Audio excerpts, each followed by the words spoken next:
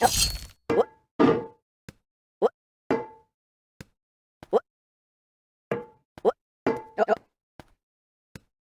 no feeling more intense than starting over. If you've broken your Scratch project moments after you've shared it, as I have, or you've spent hours working on a project only to notice too late that one of your sprites has unexplainably gone missing. If you've made use of that difficult to name thing of thing block within the sensing category, amazingly useful but capable due to a Scratch bug of leaving you crying as it dumps all your scripts in one big unordered heap. If you've made real progress coding a game over the course of the week, only to come back the next day to discover you weren't even logged in, nothing has been saving. Starting over is harder than starting up. If you're not ready for that, like if you've already had a bad day at school, then what you're about to go through may be too much.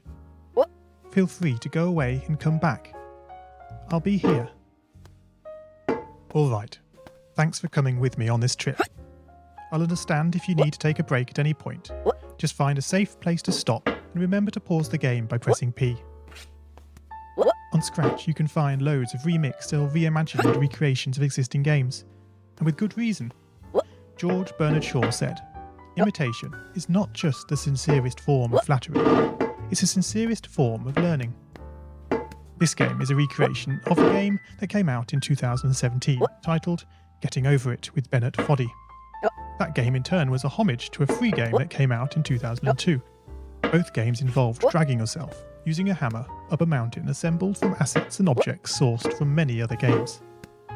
It seems appropriate then that, when trying to recreate Getting Over It in Scratch, that we should construct our mountain from the same assets used in literally millions of Scratch projects, the unmistakable contents of the Scratch costume library.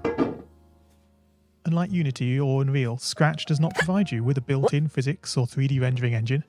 There's no state-of-the-art debugger, you can't even pause your scripts. We are forced to program old school.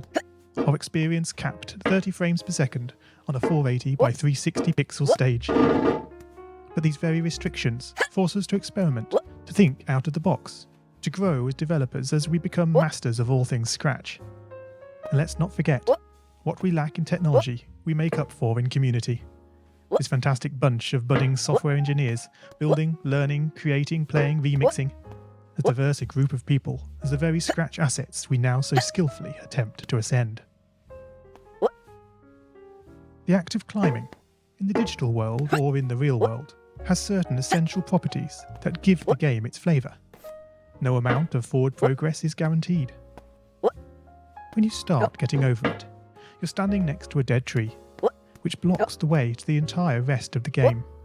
You prod and poke at it, exploring the limits of your reach and strength, trying to find a way up. When starting a new Scratch project, that initial blank slate is both refreshing and at times a little scary. Wouldn't it be great if we could travel forward in time and review our finished projects to see how well they turned out? I certainly wish we could. The real draw of coding, what gives it that special zing, is the challenge of accomplishing something you've never done before. At this point, you don't want to fall into the trap of rushing into creating loads of content, designing all the levels, the player costumes, all the easier stuff that can be perfected later. No, before all that, you need to prod and poke that tree.